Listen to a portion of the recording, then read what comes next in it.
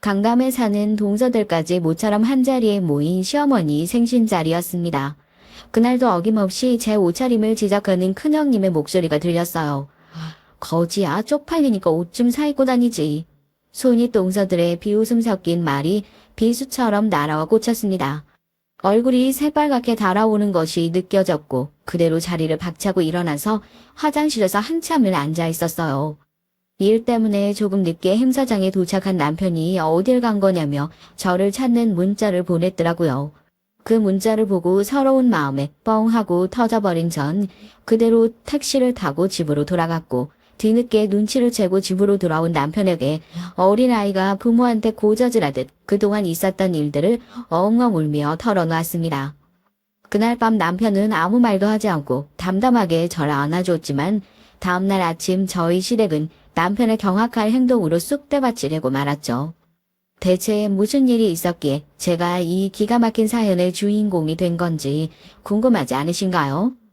안녕하세요. 저는 평범한 전업주부입니다.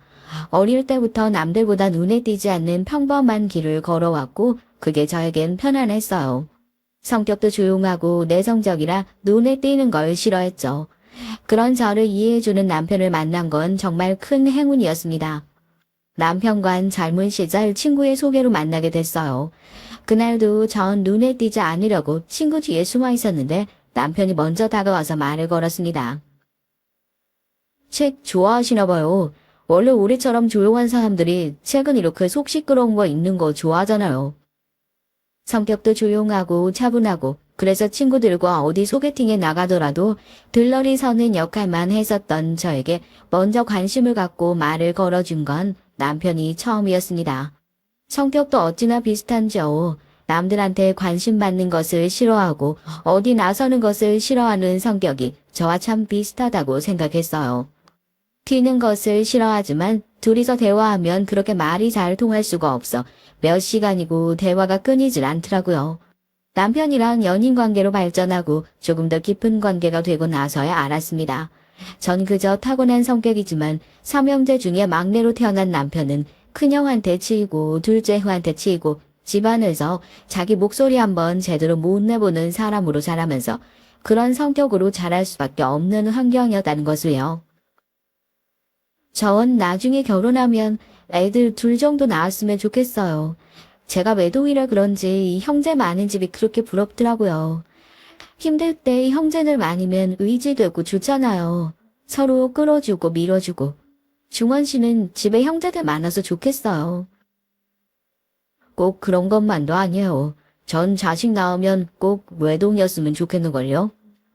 결혼 얘기가 오가던 중에 자녀 계획에 대한 얘기가 나왔을 때 형제 자매 간 오해가 부러워서 내 자식은 여럿 낳고 서로 의지하는 사이로 키웠으면 좋겠다 얘기를 하니까 얼굴을 델보내 고치고 자기 자식은 형제들 눈치 안 보고 편하게 클 수 있는 외동이었으면 좋겠다 얘기하는 남편이 형들한테 어지간히 치이면서 자랐구나 대강 짐작은 했었지만 시댁에 인사를 가기 전까지 이 정도일 거라 예상은 하지 못했어요. 그러나 시댁에 가서 말로만 들었던 시숙과 윗 동서들을 만나보고 나니까 남편이 자기 가족들에게 그렇게까지 학을 떼는 이유가 뭔지 알 것 같더라고요. 어머, 도련님도 결혼을 하시네요. 우리 동서들 분도 비위가 어지간히 좋은가 봐요. 난 남편이 밖에서 일하고 땀만 흘리고 들어온다고 해도 밖에서 샤워하고 들어오라고 하거든요. 땀 냄새 난다고. 그래서 여태 결혼을 못하고 있는 줄 알았지. 막내야, 너 이번 주말에 바쁜 거 없으면 우리 회사 와서 배관 청소나 한번 하라. 형님이 너 특별히 생각해서 이렇게 일도 챙겨주고 하는 거니까 감사한 줄 알고.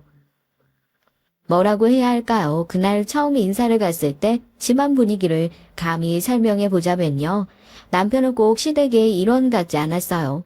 남편한테 이 얘기는 많이 들었었거든요. 첫째 아주버님도 둘째 아주버님도 사업을 하시고 윗 동서들도 동네에서 병원을 하고 있다고요.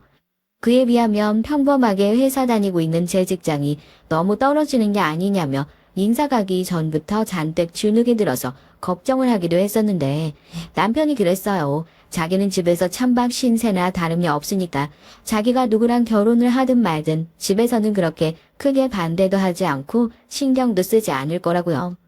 아무리 그래도 막내 아들이잖아요. 사연이라서 공연불로 남편 자랑을 하는 게 아니라 제가 봤을 땐 그 삼형제 중에서 저희 남편만한 사람이었거든요.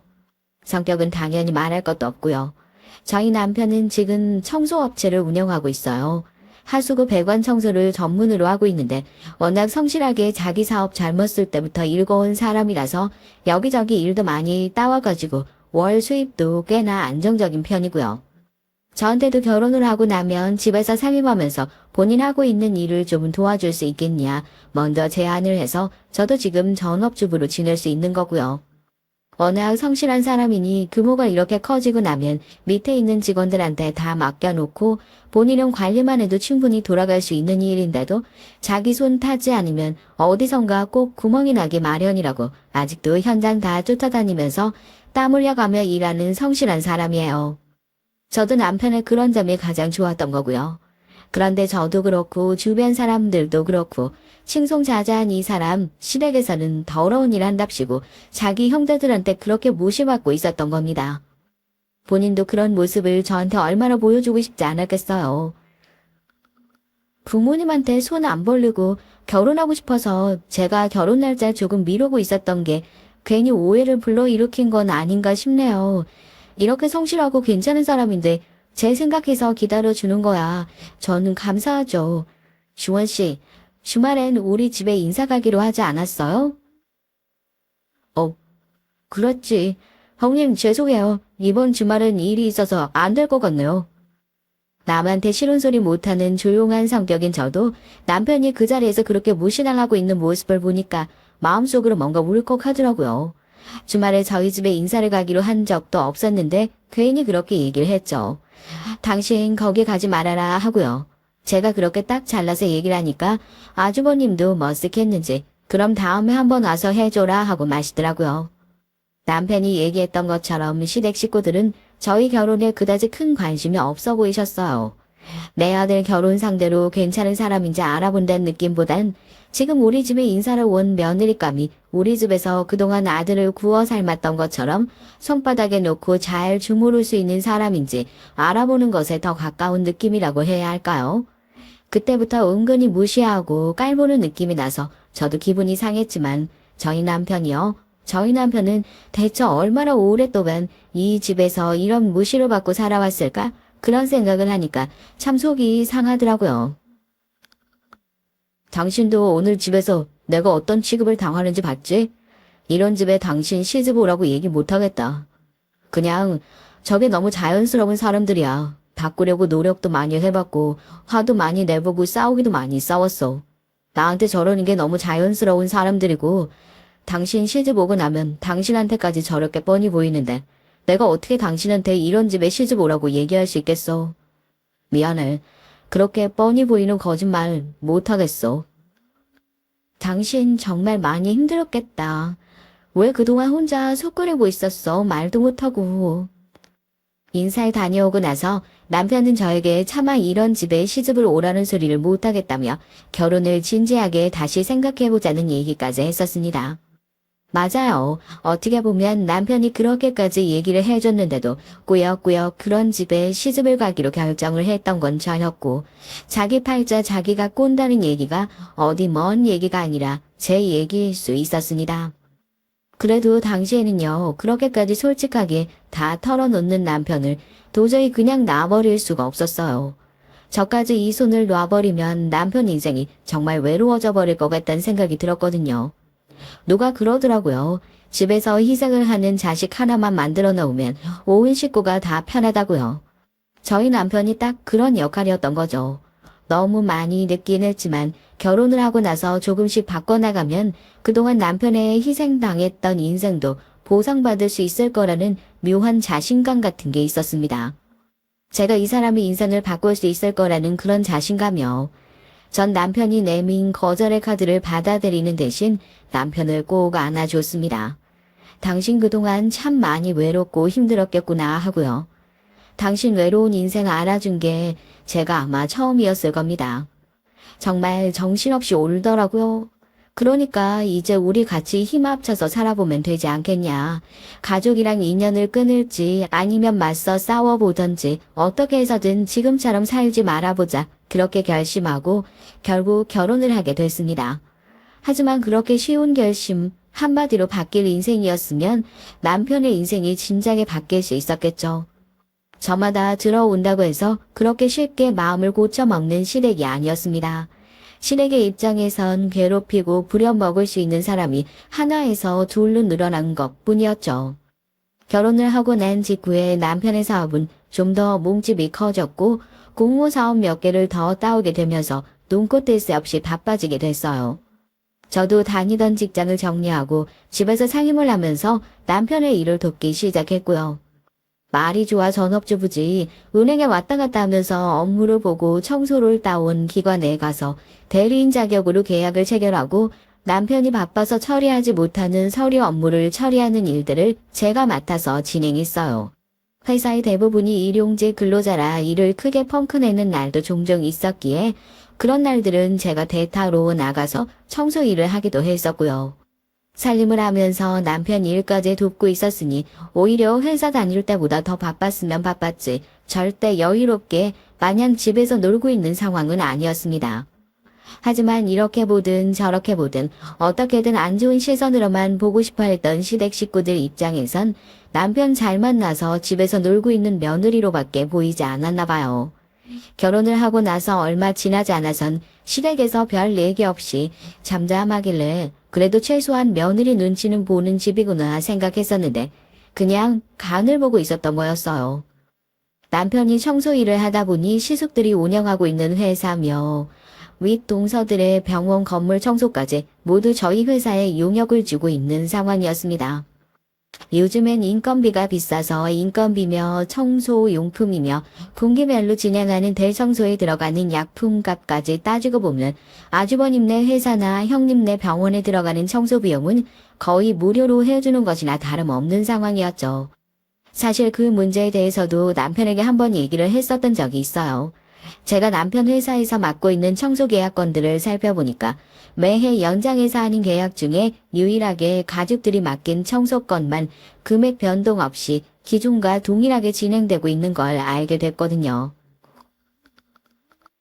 내가 딱히 돈을 올려서 받겠다는 얘기는 하지도 않았고 이거 뭐 조금 더 올려서 받아봤자 남는 것도 없고 가족끼리 괜히 싫은 소리 듣는 것도 그래서 따로 얘기를 안 했어.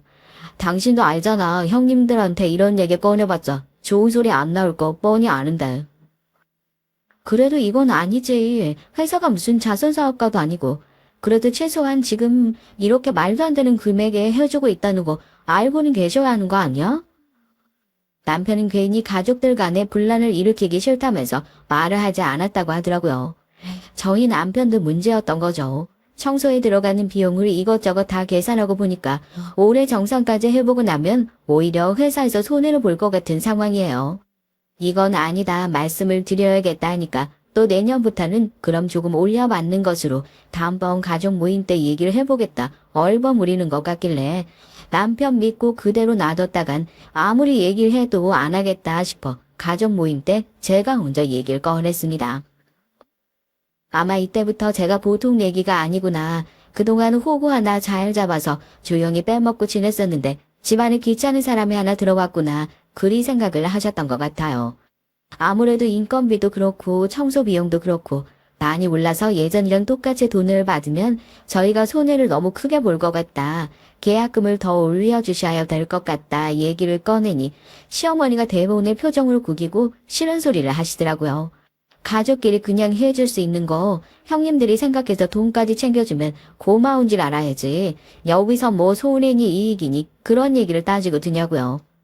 누구 하나 돈 더 주겠다는 소리 안 하고 입 꾹 닫고 있는 거 보니까 제가 먼저 얘기를 꺼내지 않았으면 계속 이런 식이었겠구나 싶었죠.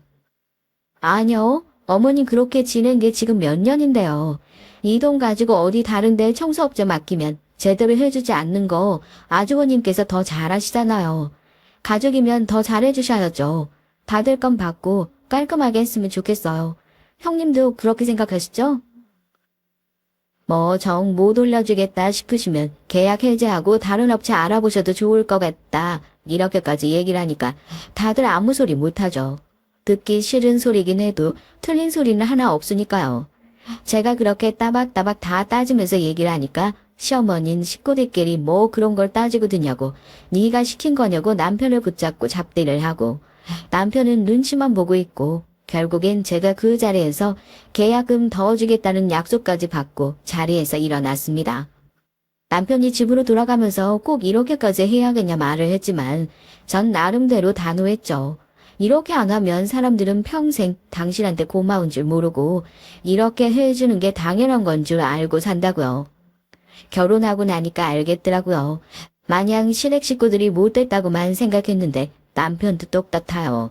이렇게 물러터진 성격이니까 시댁 식구들이 그동안 더 신나서 남편을 그렇게 식구 취급 안 하고 자기 아랫사람 부리듯이 부려먹었구나. 여튼 그때 일은 제가 나서서 그렇게 잘 마무리를 했어요.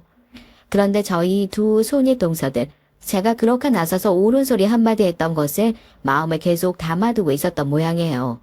어디서 막내 며느리라고 하나 들어온 게 자기들한테 사근사근하게 구는 것도 아니고 그동안 거의 공짜로 저희 남편한테 청소 맡겨놓고 잘 지냈었는데 제가 나서서 그 돈도 다 받겠다 얘기를 하니까 얼마나 눈에 가시해요. 그러니까 이제 아주 유치한 방법으로 사람을 괴롭히기 시작하더라고요. 왜 여자들 많은 집들은 공감할 거예요.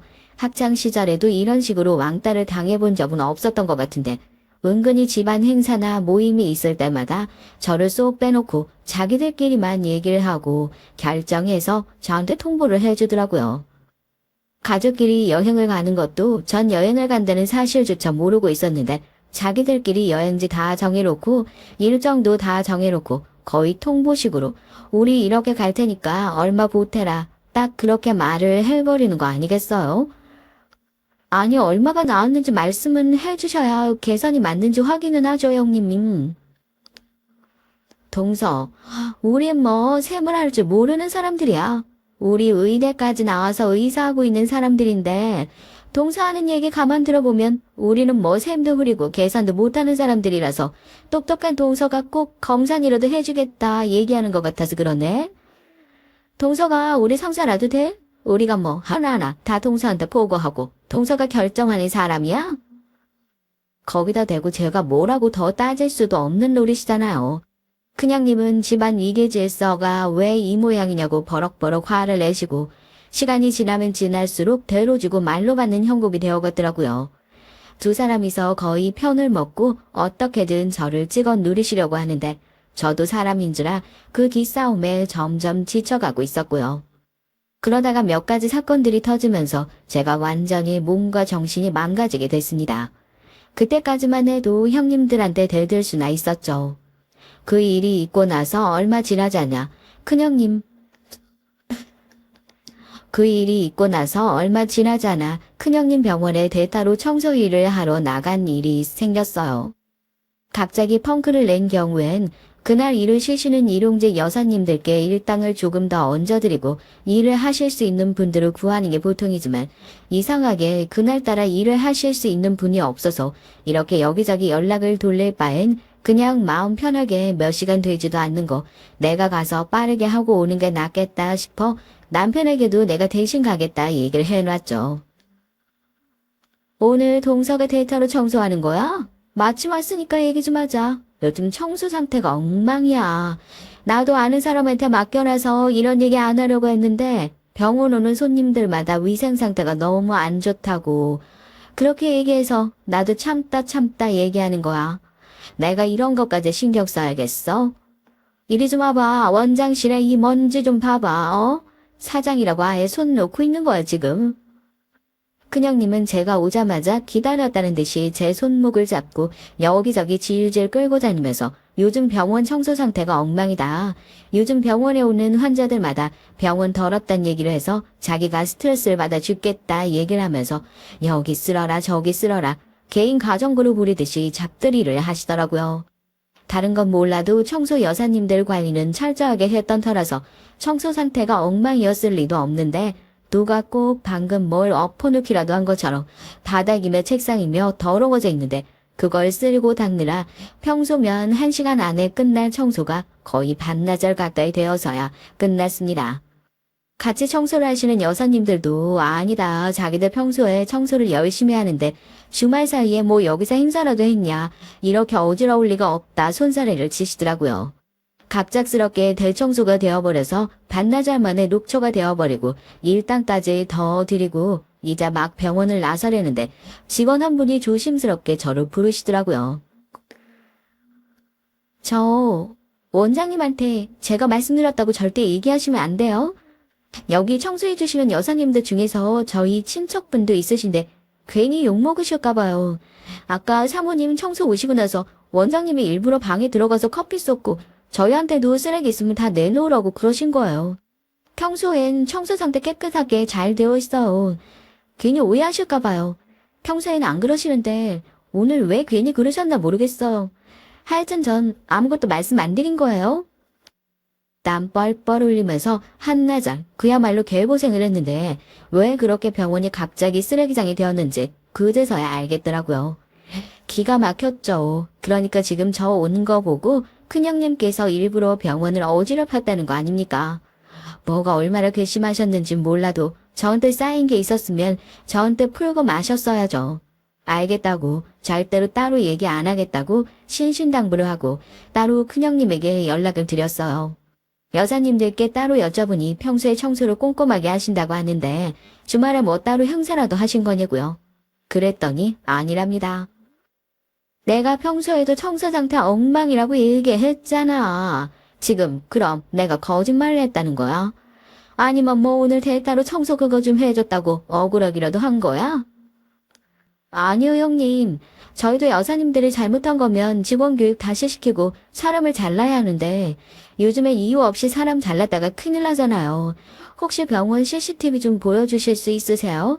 여사님들이 자긴 너무 억울하다고 분명히 복도랑 깨끗하게 청소를 다 해놨다고 그러시니까 병원 안에 보여주시기 그러면 복도라도 좀 보여주세요.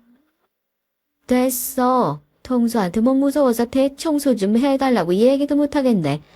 그 뭐 청소 좀 더 해줄 수도 있는 거지. 뭘 그걸 가지고 사람을 자루나 마네요. 그냥 다음부터 잘해라 교육 좀 더 시키면 되는 거지. CCTV를 못 보여주니까 통속의 교육을 잘 시키든지 알아서 해. 아니나 다를까 CCTV를 보여달란 얘기에 자기도 찔리는 게 있는지 그냥 교육 좀 잘 시키면 되는 거지. 뭘 그렇게 사람을 의심하냐고 횡설수설을 하더니 전화를 뚝 끊어버리시더라고요. 그 뒤로도 자잘한 형님들의 복수는 계속됐습니다. 최대한 마주치지 않는 것이 상책이라고 생각하고 아주버님네 회사나 형님네 병원에 청소를 가는 것도 되도록 사람을 썼지 제가 가는 일은 없었어요. 그래도 가족 행사는 빠질 수가 없었으니까 친정에 일이 있어서 안 될 것 같네. 뭐 때문에 안 될 것 같네. 한동안 피해보기도 했었죠. 갈 때마다 남편이 들었는지 못 들었는지는 모르겠지만 자기들끼리 요즘엔 강남에 뭐 어떻네 저떻네 집 얘기 차 얘기를 하면서 제가 넌지시 대화에 끼려고만 해도 동서가 이런 얘기 하면 알아듣기나 해 하고 딱 잘라서 대화를 끊어버리고 자기들끼리 낄낄거리면서 저를 대화에서 배제시켜버리기 일쑤였습니다. 손이 동서들의 되도 않는 시집살이가 길어질수록 부부관계가 나빠지는 건 어찌 보면 당연한 일이었어요. 이런 일이 있을 때마다 당연히 남편에게 미주알 고주알 얘기를 했습니다. 손이 동서들이 시댁 일에서 나를 배제시키는 것 같다. 제대로 말을 하지 않으면 계속해서 이런 일이 생길 수밖에 없을 것 같다. 처음엔 자기가 나서서 따끔하게 말을 하겠다는 남편을 지켜보면 형들과 사이가 나빠질까 싶어 제대로 말을 못하고 넘어가는 게 다반사였습니다. 가운데서 속 끓이는 건 저 혼자구나 라는 생각이 들더라고요. 처음엔 남편이 마냥 안쓰럽다고만 생각했는데 시간이 지나면 지날수록 남편 역시 시댁에서 저를 위해 제대로 목소리 한번 못 내주는 것이 이 사람들과 다를 바가 없다는 생각이 들었으니까요. 제가 정말 이대로라면 남편과 갈라서는 것밖에 답이 없겠구나 생각했던 일 역시 그때쯤 터졌습니다. 저 당신이랑 상의할 일이 좀 있는데 둘째 형수님이 이번 병원 확정하신다고 했잖아. 리모델링 하는데 돈이 좀 많이 들어가는 모양인가 봐. 당장 운영할 수 있는 현금이 많지가 않아서 형님이 좀 도와줄 수 있냐 물어보시는데 우리 이번에 계약도 그렇고 여유가 좀 있으니까 도와주는 게 어떨까 싶어서. 당신 생각은 어때?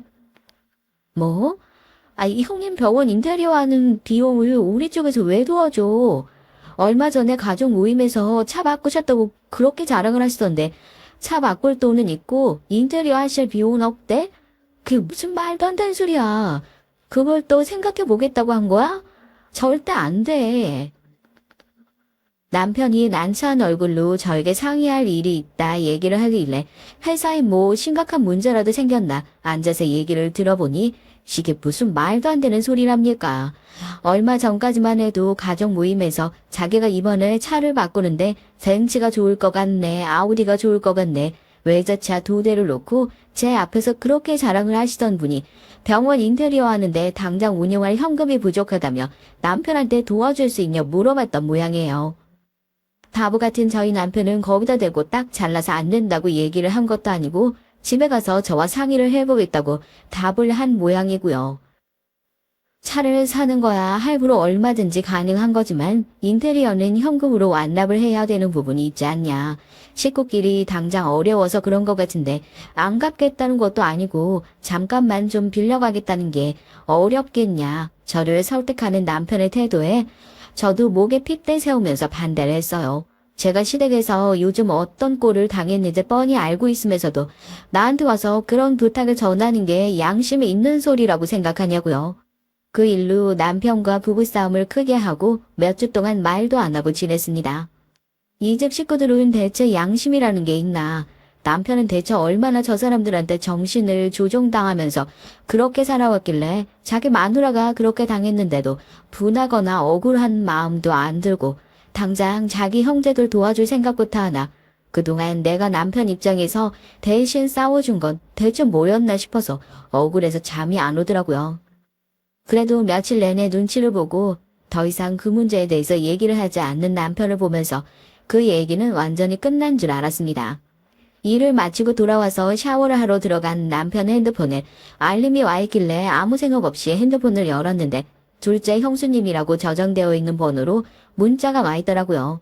덕분에 인테리어 잘 마무리했네. 동서한테 비밀로 할게. 그 문자를 보는 순간 남편에 대한 믿음마저 산산조각이 나버리는 것 같았습니다. 당신, 이 문자 뭐야?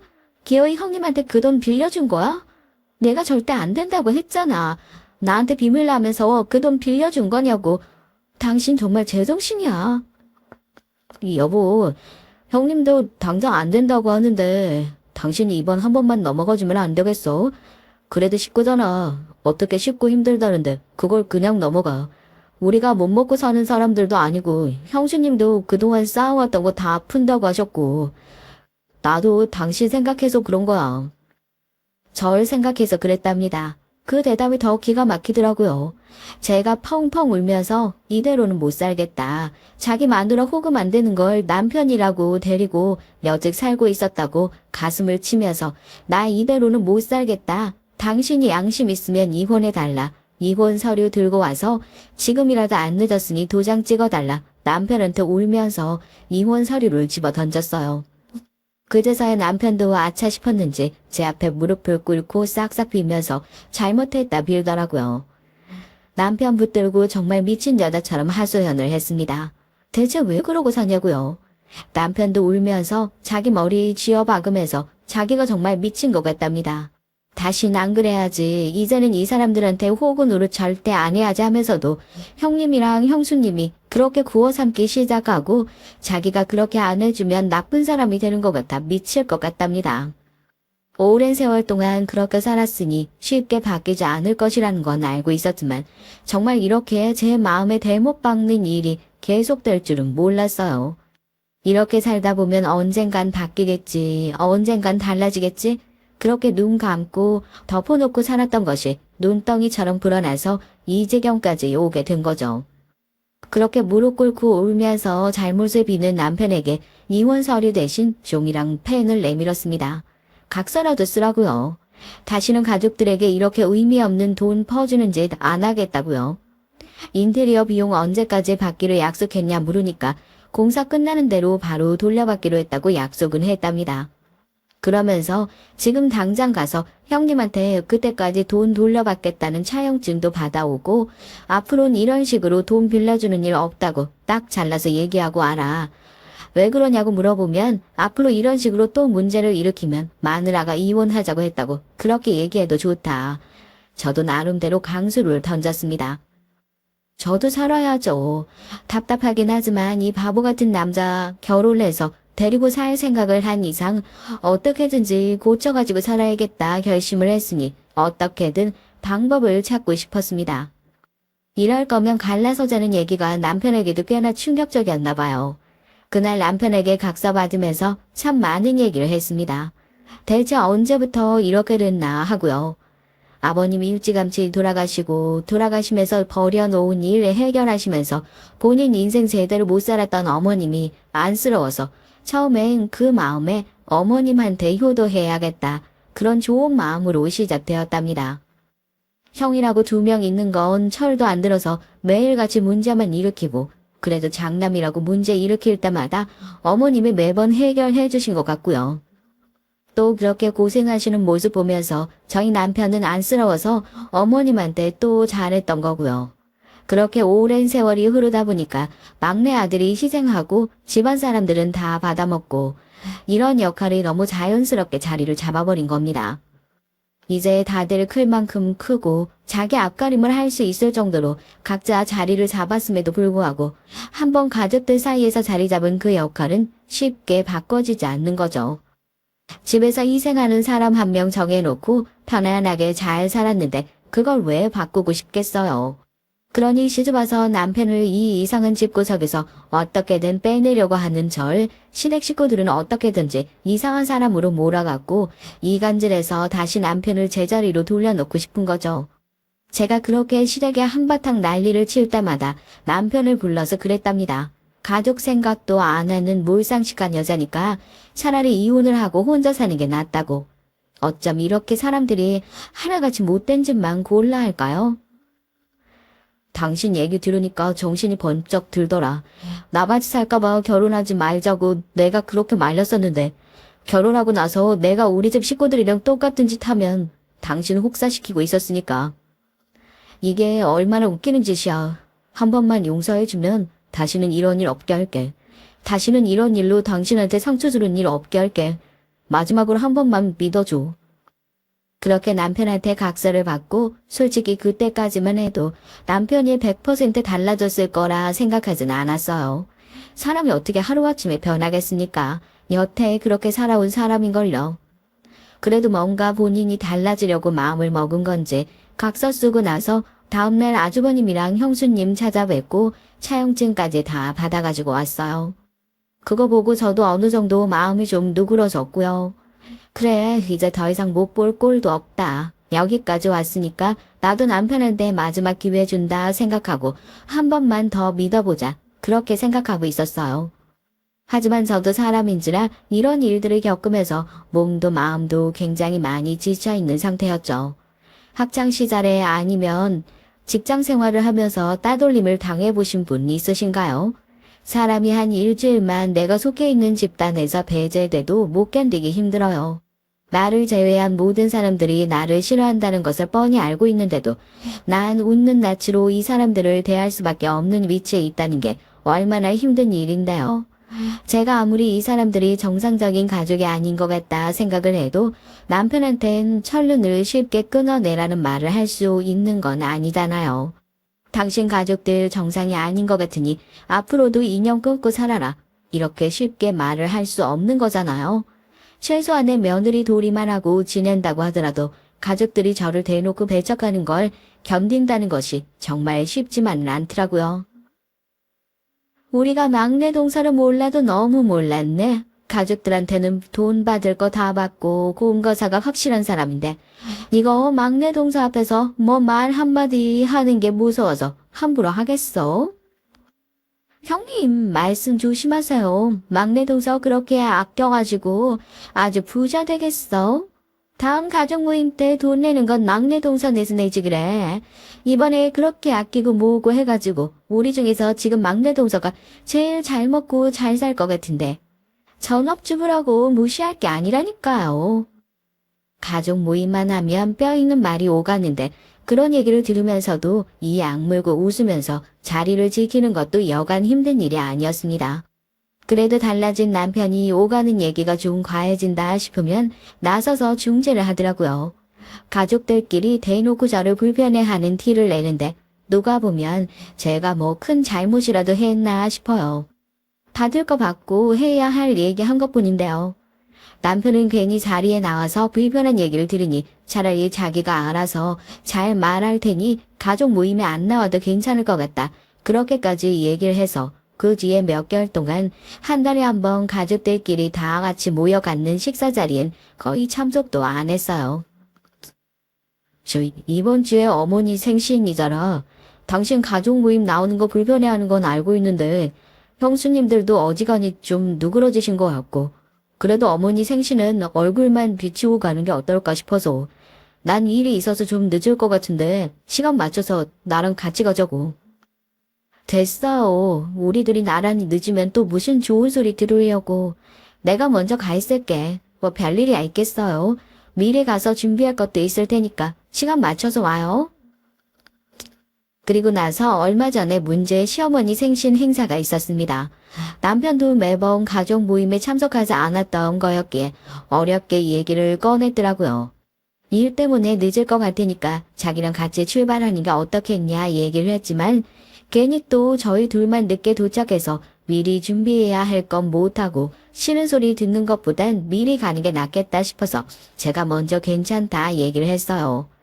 벌써 몇 개월이나 지났고 얼굴 안 보고 지낸 지도 좀 됐으니 이 정도면 형님들도 잔소리를 하는 건 지쳐서 못하겠다 그런 생각도 했었거든요.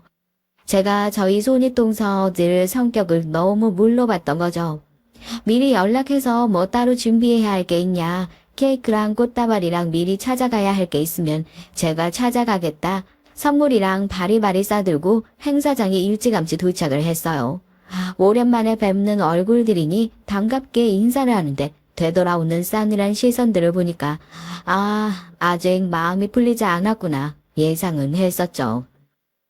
아우 이게 누구야? 얼굴 보기 힘든 우리 막내 동서 아니야? 누가 보면 우리 동서가 병원 개원이라도 한 줄 알겠네. 어머 아니다. 옷 보면 또 그런 소리 못하겠네. 손윗 동서들처럼 명품으로 온 몸을 치장하고 다니는 성격은 아니지만 그래도 시댁 행사에 올 땐 집에서 제일 좋은 옷 갖춰 입고 나름대로 신경을 써서 오는데 자리에 오자마자 저를 위아래로 쓱 훑어보신 큰형님이 대뜸 제 옷을 보더니 손으로 입을 가리고 웃음을 참지 못하겠다는 듯이 비웃으시는 겁니다. 누군가한테 그런 식으로 모욕을 당해본 적이 없어서 저도 모르게 당황해서 제 차림새를 살피게 됐어요. 멀쩡하게 입고 왔는데 왜 그러시나 하고요. 너무 말도 안 되는 것으로 지적을 받으니까 말문이 턱 막히는 거 있죠? 형님, 제 옷에 뭐 문제라도 있어요? 아니, 문제 무슨. 동선의 행사장을 올 때 입는 옷이 하나밖에 없나 봐. 언제 산 거야? 몇 번 오지도 않는데 가족 행사 때마다 맨날 같은 옷을 입고 오는 것 같아서? 난 괜찮은데 사진 찍을 때마다 동서가 맨날 같은 옷 입고 있으니까 누가 보면 동선 어디 사진에서 잘라다가 붙이는 것 같아. 어찌 이게 뭐야 촌스럽게. 동서 여기 가게 서빙하는 직원들 봐봐. 여기다가 로고만 딱 잘라다가 붙이면 여기 가게에서 일하는 사람들이랑 구분도 안 되겠다. 돈을 그렇게 아껴서 뭐 해? 제대로 된 옷 한 벌 안 사 입고? 가족들한테 그렇게 호주머니 안 열고 아끼더니 어디 다른 데다가 돈 쓰는 거 아니야? 뭐 친정에 갖다 주기라도 해. 말도 안 되는 소리죠. 그냥 시비를 걸고 싶었던 거예요. 큰형님이 한바탕 제 옷을 가지고 지적질을 하시고 나서 둘째 형님과 같이 키득거리는 소리가 들리더라고요. 아니 거지야. 혼자 잘난 척은 그렇게 하고 다니더니 쪽팔리게 옷이나 좀 제대로 사 입고 다니지. 손윗 동서들의 비웃음 섞인 말이 비수처럼 날아와 꽂혔습니다. 말도 안 되는 시비였고 늘 그랬던 것처럼 한 귀로 듣고 한 귀로 흘려버릴 수 있었는데 왜 그날따라 그 말 한마디에 모든 것이 무너지는 기분이 들었어요. 얼굴이 새빨갛게 달아오르는 것이 느껴졌고 그대로 자리를 박차고 일어나서 화장실에서 한참을 앉아 있었습니다. 일 때문에 조금 늦게 행사장에 도착한 남편이 어디에 간 거냐며 저를 찾는 문자를 보내더라고요. 그 문자를 보고 서러운 마음이 뻥 하고 터져버린 전 눈물을 뚝뚝 흘리며 그대로 택시를 타고 집으로 돌아갔습니다. 뒤늦게 집에 돌아와서 서럽게 울고 있는 저를 발견한 남편이 자초지종을 물었고 행사장에서 손윗동서와 있었던 일을 남편에게 전부 얘기했어요.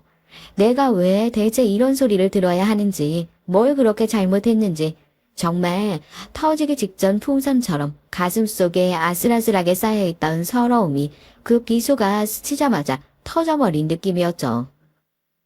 정말 미안하다. 정말 미안해. 이게 다 내 잘못이야. 당신한테 내가 약속했었지. 다시는 이런 수모 안 겪게 하겠다고. 그 약속 지킬게. 그 사람들은 이제 내 가족 아니야. 당신이 내 가족이지. 이런 소리 다시는 안 듣게 할 테니까. 이런 걸로 다시 마음 아파할 일 없게 할 테니까. 남편은 제 손을 꽉 잡고 뭔가 큰 결심을 하는 것 같았습니다. 아주버님에게 전화를 한 것도 아니었고 시어머니에게 전화를 한 것도 아니었어요. 하지만 남편의 단호한 얼굴을 보고 뭐가 큰일이 났겠구나. 저도 남편에게 뭘 어떻게 할 거냐고 더 이상 묻지 않았어요. 그런 질문은 하지 않아도 남편 얼굴에서 단호한 무언가를 봤거든요. 이제 시댁 식구들과 단판을 보겠구나 하는 그런 결심을요. 다음날 아침 일찌감치 분주하게 현장에 나설 준비를 하는 남편에게 어딜 가냐 물었습니다. 오늘은 휴무일이라 딱히 어디 나갈 일이 없을 텐데 뭐 급하게 잡힌 일이라도 있는 건가 하고요. 남편은 저에게도 갈 곳이 있으니 나갈 채비를 하라고 하더군요. 어딜 가는지도 말을 해주지 않고 무슨 일인가 싶었지만 평소에도 이런 일들이 종종 있어 얼른 남편을 따라 나설 준비를 했어요. 그리고 남편을 따라 도착한 곳은 다름 아닌 아주버님의 사업장이었습니다. 남편이 미리 연락을 한 건지 시어머니와 실속들 형님들이 모두 한자리에 모여 있더라고요. 넌 어제 행사 자리에서 그렇게 말도 없이 나가버리고 며느리라는 게 잘하는 짓이다. 이 사람한테 아무런 말씀도 하지 마세요. 창피하지도 않으세요? 어머니, 형님, 형수님, 여태까지 식구라고 해서 저한테 함부로 대하는 거 다 참고 견뎠어요. 그런데 제 아내한텐 그러시면 안 되죠. 적어도 제 아내한테는 그렇게 함부로 대하셨으면 안 됐죠. 어머, 서방님 말 되게 서운하게 하신다. 누가 들으면 우리 동서한테 뭐 크게 잘못이라도 한 줄 알겠네. 동서 입으로 얘기해봐. 우리가 뭐 동서한테 크게 잘못이라도 했어? 고작 동서 하나 때문에 가족들 훈계하려고 바쁜 사람들 다 여기 불러놓은 거야? 웃겨 정말. 가족들을 훈계하려고요? 아니요. 여기 가족들이 어디 있어요? 똑똑히 알려드리려고요. 여기 제 가족 이 사람 하나밖에 없습니다. 이 사람한테 함부로 대하는 사람들 더는 제 가족 아니라고 그거 말씀드리려고 오시라고 한 거예요. 이 사람한테 거지 같은 꼴을 하고 다닌다고 그러셨다면서요. 그딴 소리 하신 거 똑같이 되갚아드리려고요. 남편이 가족들에게 그렇게 단호하게 얘기한 적이 없었으니 다들 지금 무슨 소리를 하는 건가 하고 벙쪄서 남편을 쳐다보더라고요. 남편은 눈 하나 깜짝하지 않고 청소기에 먼지 봉투를 뽑아 들더니 저를 주도적으로 괴롭혔던 형님들의 머리 위에다 그대로 먼지통을 부어버렸습니다. 순식간에 먼지 구덩이를 뒤집어 쓴 형님들이 비명을 지르고 기침을 하고 가족들이 당황해서 지금 이게 뭐하는 짓이냐고 아수라장이 됐는데도 남편은 들은 채도 안 하더라고요. 야, 너 지금 이게 뭐하는 짓이야? 미쳤어? 예, 미쳤습니다. 그리고 제 마누라가 밖에 나가서 그런 소리 들었다는데 눈 안 돌고 배길 사람이 있습니까? 어떠세요, 형님도? 마누라 이런 꼴 당하니까 열받으시죠? 저도 똑같아요. 식구란 인간들이 제 식구 감싸주지를 못할 망정 어떻게 벗겨먹을까 궁리나 하고 있으니까 당연히 열받죠. 왜요? 반대로 당해보시니까 열받으세요? 하실 말씀 있으시면 그동안 제가 형님들한테 빌려드린 돈이나 갖고 말씀하세요. 자, 2분 받으세요. 여태까지 제가 형님한테 이자도 없이 빌려드린 돈입니다. 이제 식구고 뭐고 아니니까 이 돈 다 돌려받으려고요. 남편이 아주버님들에게 내민 종이에는 그동안 아무런 대가 없이 빌려준 돈에 대한 내용들이 전부 정리되어 있었어요. 갚을 생각도 없었겠죠. 돈 얘기가 나오니까 자기 마누라 챙길 생각은 안 하고 얼굴이 흑빛이 되어선 너 이 돈은 그냥 주는 거 아니었냐. 돈 얘기 먼저 하기 바쁘더라고요. 어머니는 뒷목 붙잡고 넘어가시기 직전이시고요. 남편은 걸레반 물통을 앞에 탁 놓더니 세수할 물 필요하시면 여기서 세수하고 가셔라. 형수님들 수준에 이게 딱 맞다 얘기하고 제 손 잡고 그대로 그 자리를 나가버렸습니다. 남편이 이 정도로 크게 화내줄 거란 생각도 못했는데 가족과 연을 끊을 생각으로 속 시원하게 화를 내는 모습을 보니까 제가 다 속이 시원하더라고요. 당신 정말 식구들한테 이렇게까지 해도 괜찮겠어? 나야 속 시원하지만. 진작 살면서 한 번에 했어야 할 일인데 그동안 못했던 게 답답한 일이지. 당신 덕에 나도 정신 차렸으니까 고맙고 미안해. 내가 얘기했잖아. 당신 다시는 우리 집에서 그런 취급 안 당하게 하겠다고. 그동안 이렇게 못난 인간 참고 살아줘서 내가 참 미안하다. 저런 게 무슨 식구들이야. 나한텐 당신만 있으면 괜찮아. 남편은 그러고선 차를 끌고 백화점에 가더군요. 당신 옷차림새 못나서 그러는 게 아니라 여태 시집 와서 그 고생하면서 제대로 된 옷 한 벌 제대로 못 사준 것 같아 미안해서 그런다면서요. 그렇게 남편이랑 팔자에도 없는 명품 가방에 옷까지 사들고 집으로 돌아왔습니다. 좋은 옷을 사서도 아니고 형님들 먼지구덩이 속에 빠뜨려서도 아니고 남편이 이제라도 자기가 그동안 시댁 식구들에게 해왔던 것이 정상적인 희생이 아니라는 것을 스스로 깨닫고 벗어날 수 있는 계기가 된 것 같아서 그게 참 속이 시원하고 다행이다라는 생각이 들어요. 그 뒤로 어떻게 됐는지 궁금하시죠? 사과라곤 죽어도 할 줄 모르는 것 같았던 아주버님과 형님이 저희 집 찾아와서 무릎 꿇고 사과라는 것을 했어요. 남편이랑 저한테 그동안 정말 미안했다면서요. 그 사과를 받아줄지 말지는 아직까지도 남편이랑 고민 중이에요. 전 아직도 이 사과가 진정성이 있는 사과라고는 생각하지 않거든요. 남편이 그동안 빌려준 돈 갚아라 하고 종이 던지고 나니까 그거 갚기 싫어서 어떻게든지 말미를 달라고 얘기를 하는 거 보니까 일단 당장 급한 불을 꺼보려고 사과를 하는 것 같아 머리를 맞댄 결과가 아닐까 싶어서 이대로 넘어가주면 또 똑같은 결과가 생길까봐 우선은 우리도 생각을 좀 해보겠다 말해놓은 상황이에요. 시어머니는 아직까지 잠잠하시네요. 남편도 이제야 하나 깨달은 만큼 앞으로 갈 길이 많이 남았다는 건 알았지만 원래 시작이 반이라는 얘기가 있잖아요. 이제 막 시작했으니 앞으로 달라질 일만 남아있지 않겠어요? 이 배응망덕한 시대가 앞으로 어떻게 하면 제대로 혼쭐 내줄 수 있을지 저희도 머리 맞대고 많이 고민해 보려고요. 좋은 아이디어 있으시면 많이들 나눠주세요. 안녕하세요. 60대 중반의 가정주부입니다. 전 주부로 지낸 지 35년이 됐는데요. 실혼 초부터 집안일을 하거나 자기 전에 라디오를 틀어두는 일이 많았습니다. 그러면 밤에 잠도 잘 오고 시간이 잘 가는 느낌이 들거든요. 전 평생 라디오 방송국에도 사연을 보내고 그런 사람은 아닌데 톡톡 사연에 이렇게 편지를 보내게 된 이유는요.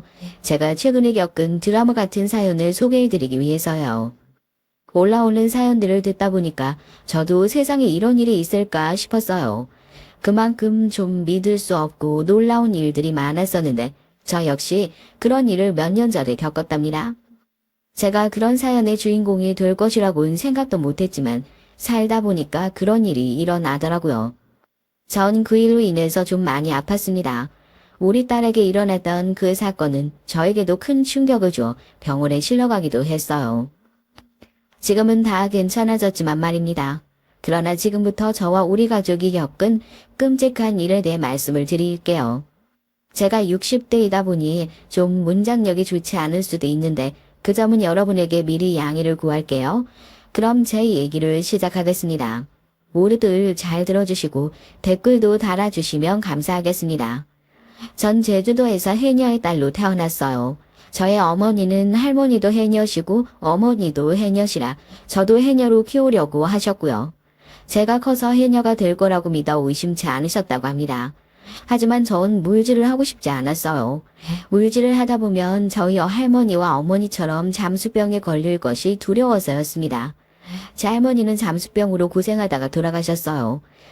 해녀들에겐 흔하다면 흔한 병인데 기울림, 관절통, 근육통으로 고생하시다가 결국 혈관관계 질환으로 변해요. 할머니는 그렇게 잠수병을 숨기신 채로 70 나이로 돌아가시기 전까지 억척스럽게 물질을 해서 저희 엄마와 동생인 외삼촌을 키우셨다고 합니다. 할머니는 제가 어렸을 적에 이런 얘기를 자주 하셨어요. 제주에서는 그저 해녀가 제일 좋은 거야. 나도 그렇게 너희 엄마랑 외삼촌 먹여 살렸으니 너도 나중에 커서 해녀가 돼야 된다. 할머니, 그렇게 해녀로 일하면서 행복했어? 난 싫어. 늙어서 할머니처럼 아프고 싶지도 않고 바다속에 들어가는 거 더 싫어. 바다는 춥잖아. 춥고 맨날 숨 막혀가면서 돈 벌고 싶지 않아. 얘기, 바다는 우리 어머니여. 그렇게 말하면 실령님께 혼난다. 내가 이렇게 물질하다 죽는 것이 소원이었어. 그러니 할미는 행복하게 갈란다. 알았냐? 네 엄마도 해녀니까 너도 그렇게 해야 돼. 할머니는 눈을 감는 그날까지 저에게 해녀가 되라. 그렇게 전통을 지키는 길이다 라고 하시면서 저에게 강요하시듯이 말씀하셨어요. 하지만 지금이야 다들 해녀를 하려고들 하나요. 지금 해녀로 계시는 어르신들이 돌아가신다면 누가 그 전통을 이을지 모르겠네요. 저도 지금은 내가 제주도 고향에서 해녀를 했어야 하나 조금 후회를 합니다. 하지만 전 생리적으로도 바다가 맞질 않았으니 할 수가 없었죠. 전 바다가 싫었으니 당연히 섬생활도 마음에 들지 않았습니다. 그래서 언제나 무트로 가서 돈을 벌거나 육지 사람에게 시집가서 사는 것이 소원이 됐어요. 그래서 이른 나이에 남편과 결혼을 한 것인지도 모르겠습니다. 남편은 그 당시에 대학을 다녔고 제주도로 혼자 여행을 온 여행객이었어요. 저의 어머니는 해녀로 일하시며 제주 바닷가 근처에서 민박도 하셨는데 남편이 우리 민박집에 손님으로 왔던 것이었어요. 그때 남편은 저를 알게 됐고 저에게 호감을 가졌는지 그 후로 계속 편지를 보내왔습니다. 전 그때 한창 어머니 말씀을 안 듣고 천방지축 다니던 여고생이었죠. 제 남편은 대구가 고향이고 서울에서 의과대학을 다니고 있었어요. 남편은 젊고 잘생긴 데다 무엇보다 제가 동경하는 육지 사람이었습니다. 뭐 그런 이유로 전 그 사람에게 금방 반해버렸어요. 저와 남편은 펜팔을 여러 차례 하다가 사랑하는 사이로 발전해 나갔습니다. 전 그 사람이 제 운명의 남자라고 믿고 무작정 결혼하겠다고 엄마한테 말을 했죠. 그랬더니 제 친정 엄마는 펄쩍 뛰셨습니다. 뭐? 결혼? 왜 굳이 육지 나가서 결혼을 한다고 그러니? 그 사람 겨우 한 번 봤을 뿐이잖아. 그런데 뭘 믿고 그 사람을 좋아한다고 하는 거야. 안 돼. 얌전히 고등학교나 졸업하고 물질이나 배워. 엄마, 나 물에 들어가는 거 싫다고 했잖아요. 난 해녀 일이 안 맞아. 왜 그런 나를 인정을 못해요? 그리고 나 이 사람을 사랑한다고요. 전 제 친정엄마가 반대하는 것도 무릅쓰고 육지에 가서 남편을 만나 결혼을 하게 됐습니다. 22살 어린 신부였죠. 남편의 집안은 대구에서도 부유한 편에 속하는 집이었어요. 그래서 전 시어머니의 거센 반대를 혼자서 받아내야만 했습니다. 남편이 죽은 지금이야 말이지만 전 남편이 없었다면 시댁에서 버티질 못했을 거예요. 지금은 남편이 암으로 죽고 없지만 한땐 저도 의사 사모님 소리를 들으면서 잘 살았습니다. 왜냐하면 저희 시댁이 좀 사는 집안이었거든요. 남편은 외아들이었고요. 제주도? 그것도 고졸 출신이라고? 겨우 22살 된 내가 어디 우리 아들 앞길을 막으려고 그래? 우리 아들은 의대생이야. 의대생이 거저 되는 건 줄 알아. 네가 뭐라고 우리 아들 앞길을 막아? 우리 아들은 부잣집 딸내미랑 결혼해서 의원 개업해야 되는데. 당신 그게 무슨 소리야? 우리 아들이 사랑한다고 하는 애잖아. 그러니까 좀 두고 봅시다. 아, 왜 이렇게 흥분하고 그래? 점잖지 못하겠으니. 어머니, 제발 그러지 마세요. 어머니가 계속 반대하시면 저 우리 순자 데리고 서울로 도망가서 살 거예요. 전 어머니도 소중하고 우리 순자도 소중한데 어머니가 이렇게 나오시면 저는 순자를 택할 수밖에 없어요. 결국 시어머니는 남편에게 져서 저는 대구에서 신혼생활을 시작했습니다. 시댁에서 같이 사는 건 저에겐 고난의 연속이었죠. 하지만 남편이 온전히 저의 편이었기에 전 시어머니의 고된 시집살이조차 견딜 수가 있었습니다. 그런데 남편이 의대를 졸업하고 나서부터 시어머니는 저에게 더 이상 시집살이를 시키지 않으셨어요. 그 이유는 제 친정에서 남편이 의대를 졸업했다고 하니 그 먼 제주도서 손수 서울로 올라오셨던 겁니다. 남편의 졸업식에 참석하신 후 친정 부모님들은 남편에게 이런 말씀을 하면서 저를 잘 부탁한다고 하셨어요. 그래 이서방, 자네 한 사람만 믿고 우리 손자를 시집 보냈는데 이렇게 대학 졸업도 하고 대학병원에서 의사 생활도 한다고 하니까 내가 눈물 나가 고맙네. 자, 이거 별건 아니지만 나중에 우리 손자와 독립할 때 사용했으면 하네. 친정 아버지가 남편에게 내민 것은 제 앞으로 낸 5천만 원짜리 적금 통장이었어요. 제가 너무 어린 나이에 시집을 가게 되자 해준 것도 없이 그냥 시댁에 들여보낸 것 같아서 아버지는 그게 참 마음에 걸리셨다고 합니다. 그래서 두 분의 생활비에서 아낀 돈을 다만 얼마라도 통장에 넣어 6년을 모아오신 것이었죠. 남편은 펄쩍 뛰면서 이 통장은 받을 수 없다고 고사했지만 제 친정 아버지는 억지로 그것을 제게 다시 쥐어주셨어요. 아니 장인어른, 이런 건 받을 수가 없습니다. 전 제가 벌어서 아내와 아들을 데리고 제 본가에서 분가하려고 합니다. 그러니까 이 통장은 장인 장모님 필요한 곳에 사용하세요. 아니야. 자네가 몰라서 그렇지. 그동안 우리 순자가 나한테 울면서 전화 많이 했었어. 내가 조금이라도 그의 시집 갈 때 혼수라도 잘할 걸 그랬지. 그러면서 그랬으면 사부인께서 우리 애를 탐탁지 않게 생각하지 않았을 텐데 말이야. 남편은 우리 친정엄마의 말을 듣고 화가 나서 시어머니께 단호하게 얘기했다고 하네요. 앞으로 저를 괴롭히거나 시집살이를 시킨다면 시댁과 연을 끊겠다고 말이에요. 제 시어머니는 아들이라면 아주 끔찍하게 생각하시는 분이었기 때문에 다음부턴 저에게 잔소리도 줄고 못된 막말도 하지 않으셨어요. 그리고 전 아들을 낳은 후에 아이가 3살이 되던 해 드디어 시댁살이를 그만두고 서울로 이사를 가서 남편과 함께 살 수 있게 됐습니다. 그동안은 시어머니께서 막으셔서 남편은 주말에만 본가에 오고 전 애 데리고 대구의 시댁에서 살았거든요. 예, 넌 여기서 살아. 네 남편이 공부해야 되는데 방해하지 말고. 어차피 바빠서 그리 자주 보지도 못할 텐데 주말에만 오면 되잖니. 넌 그동안 이 시어머니하고 같이 살면서 살림이라도 배워라. 아님 내가 이 결혼 끝까지 반대할 거야.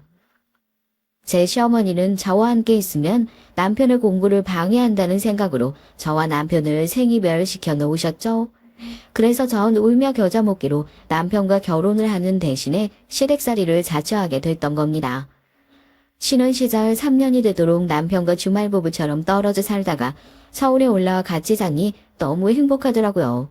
그 당시 인턴의 월급이 너무 박봉이었기 때문에 저희는 시댁의 도움을 받아 집을 얻게 됐어요. 그때 저희 부모님이 주신 5천만 원이 든 통장도 쓰여졌고요.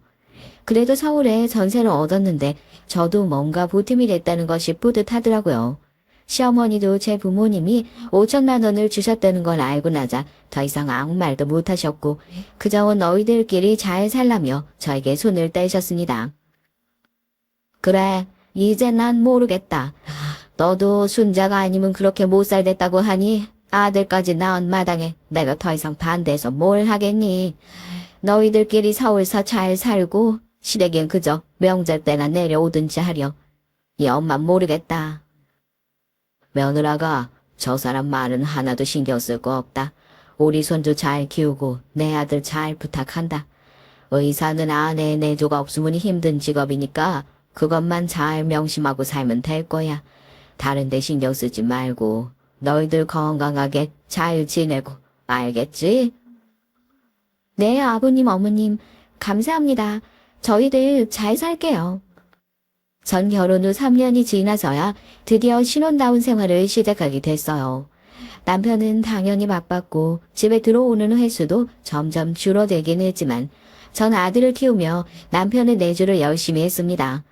남편이 병원에 도시락을 싸서 가져가기도 하고 남편이 며칠씩 안 들어오면 속옷과 양말을 챙겨가지고 대학병원에 당직실을 드나들게 됐어요. 전 남편의 동료 의사들의 부러움을 들으며 헌신적인 아내로 살았습니다. 남편의 지도 교수님까지 남편에게 농담처럼 이런 말을 하셨으니 그 당시 제가 얼마나 남편의 병원에 자주 갔는지 알 정도였죠. 닥터이, 자네 와이프한테도 내가 출입증 하나 줘야겠어. 병원 사람들이 다 알잖아. 아주 젊은 아내가 남편에게 헌신적이라고 말이야. 내 병원장님께 말씀드려서 자네 와이프도 대기실 하나 달라고 해야겠어. 이거 참 부끄럽습니다. 제 아내가 절 너무 사랑하는 걸 어떡합니까? 교수님이 좀 이해해 주셨으면 합니다. 이 사람은 고지식하긴 농담도 함부로 못하겠네. 아무튼 이제 병원에 자네 아내랑 아들 얼굴 모르는 사람은 없는 걸로 봐야 되겠어. 경비 아저씨부터 화장실 청소하시는 아주머니들한테까지 다 저렇게 인사를 하고 다니니. 그만큼 대학병원에선 의료적인 솜씨 못지않게 인맥이나 파벌 같은 것들도 엄연히 존재하고 있었어요. 그들 사이에서 전 제가 고졸이라는 소리를 듣지 않기 위해 엄청 노력하고 조심을 했습니다. 그도 그럴 것이 다른 의사 부인들은 다들 기본이 대학을 나왔고 명문대를 나온 사람들도 많았거든요. 전 대학이 콤플렉스가 되리라고는 생각도 못했지만 결국 그들과 어울리려면 제가 고졸이란 사실을 숨겨야만 했어요. 그렇게 세월이 지나 아들이 6살 되던 해 전 딸을 낳았습니다. 제 아들은 그동안 동생 낳아달라고 노래를 부르다시피 했기 때문에 딸이 태어나자마자 너무 좋아하면서 제 동생이라고 제가 키우겠다고 하더라고요. 그 덕에 전 우리 아들을 말리느라 진땀을 뺐죠. 글쎄 신생아인 애를 안겠다고 고집을 부리고 자기가 우유 먹이기 기저귀 갈기 같은 것들을 다 하겠다고 나서지 뭐예요. 수연아, 애기는 어른들이 안을 수 있는 거야. 넌 아직 갓난아기 안긴 어려. 우유는 먹여도 되는데 안고 없는 건 아직 안 된다. 싫어. 엄마, 우리 수진이 내가 키울 거야. 나 아기 잘 안을 수 있단 말이야. 나 힘도 세단 말이야. 엄마 이것 좀 봐. 아들은 이렇게 말하며 그 조그만 고사리 손으로 낑낑대면서 제 장난감 상자를 들어 보였습니다. 그 모습을 본 전 피식하고 웃음이 날 정도였어요. 그만큼 아들은 우리 딸을 금이야 오기야 소중한 동생으로 아끼고 귀여워해줬습니다. 그건 지금도 마찬가지예요. 우리 딸은 우리 집에서 가장 소중한 보물이라고 아들과 남편의 핸드폰에 저장이 되어 있을 정도니까요. 남편도 6년을 아들만 키우다 딸을 낳자 그냥 딸 바보가 되어버렸어요. 그렇게 늦둥이로 태어난 딸은 우리 가족들의 보호와 관심을 받으면서 자랐죠. 남편과 아들은 우리 딸이 결혼을 하는 날만 상상해도 주먹이 쥐어진다며 딸에게 결혼하지 말고 오래오래 우리 가족과 함께 살자는 식으로 얘기를 했죠. 아주 어렸을 때부터 말이죠. 너 남자들이 얼마나 무서운지 모르지? 남자 머릿속에 야한 생각밖에 안 들어있어. 그러니까 학교 다니는 동안에 절대 아무 남자도 만나지 마. 알았어? 오빠는? 그게 무슨 말이야. 오빠는 남자 아니야. 그런 말이 어딨어. 나도 친구들처럼 미팅도 나가고 싶고 남자친구 만들고 싶은데? 안 돼. 네 남자친구 내가 봐줄 거야. 똑똑한 놈인지 인성 똑바로 박힌 놈인지 내가 봐서 판단할 거니까 아무 놈이나 만나고 다니면 수진이 너 이 오빠한테 혼나. 치, 오빤 독재자 같아. 나도 자유 대한민국에서 태어나서 연애의 자유 같은 건 있다고. 아닌 게 아니라 우리 딸은 대학에 들어가서까지 오빠와 아버지가 정한 통금 시간이 있었어요. 그것도 8시 저녁 먹기 전에 들어와야 했습니다. 그만큼 남편과 우리 아들은 딸의 단속에 여념이 없었죠. 남자들은 전부 늑대라고 말하면서요. 전 딸이 나이를 먹어감에 따라 슬슬 딸이 걱정됐어요.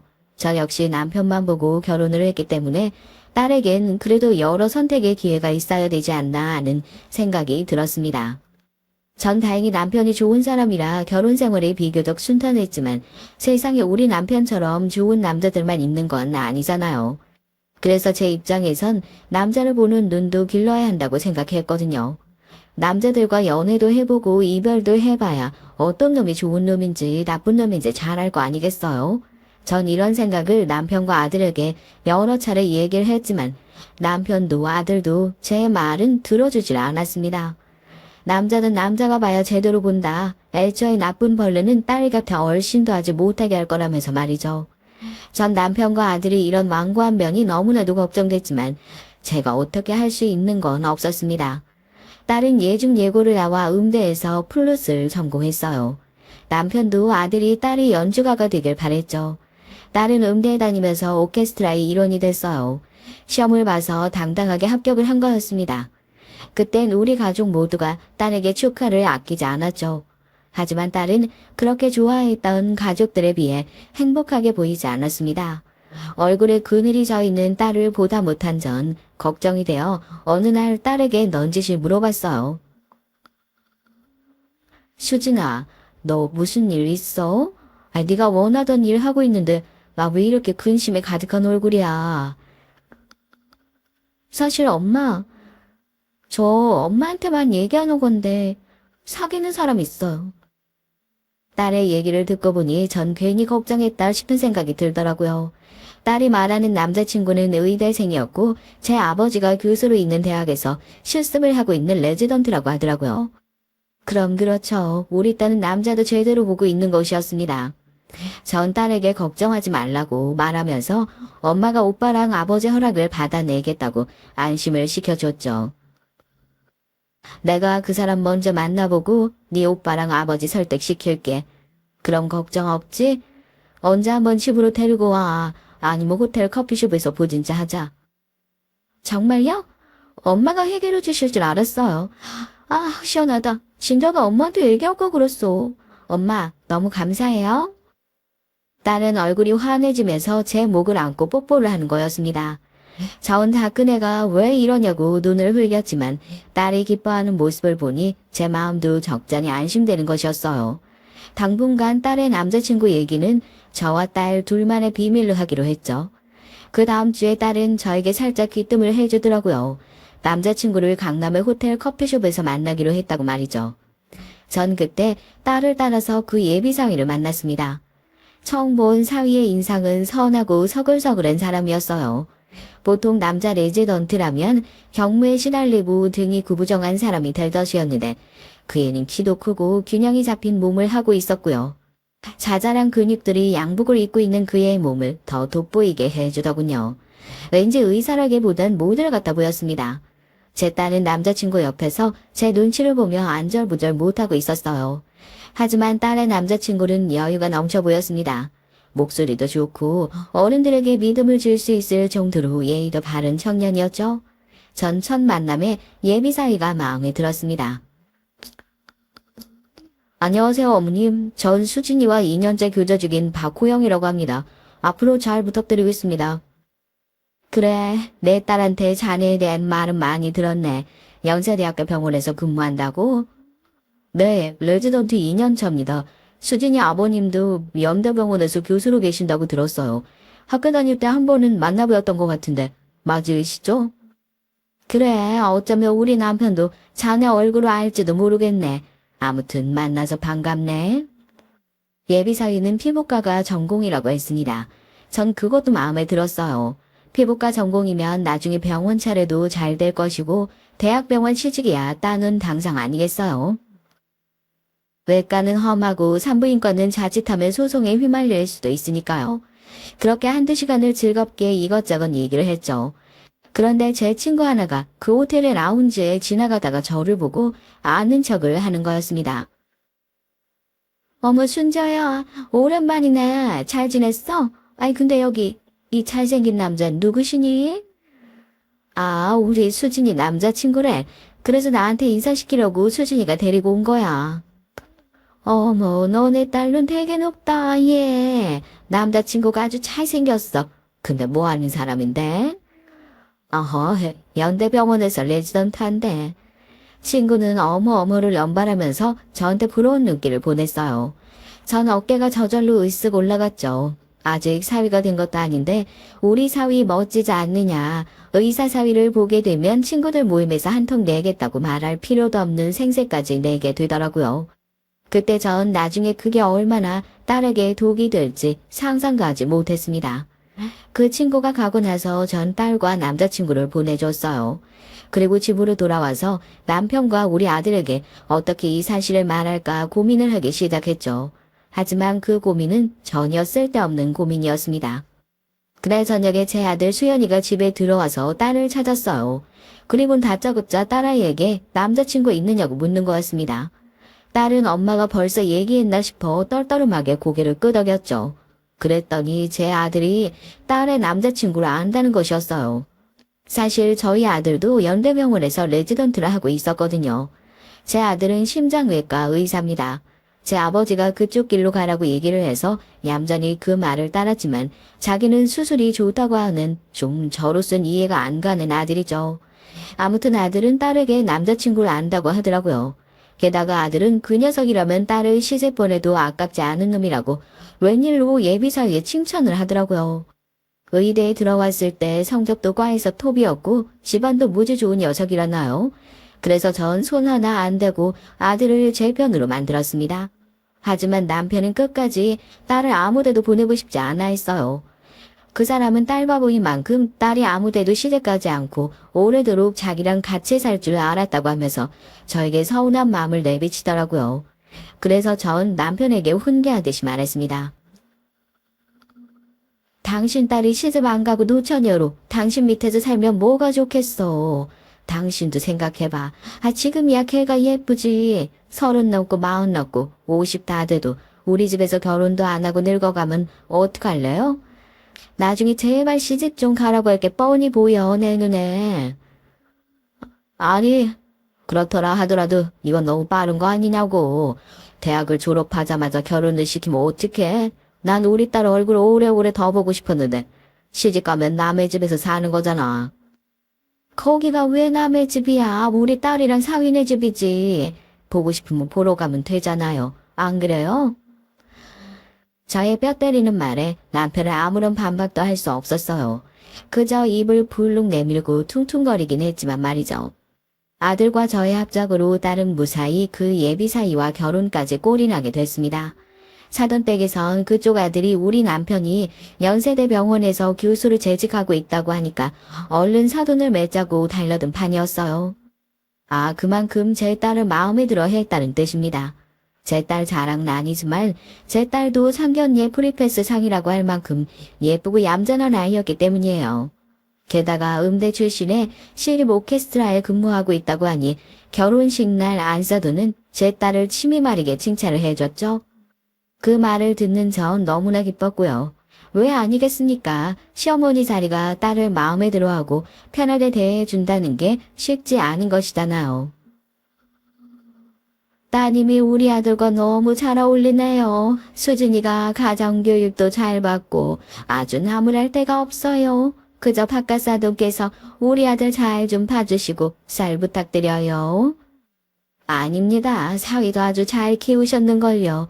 우리 딸이 좀 부족하더라도 사랑으로 가르쳐 주시면 감사하겠습니다.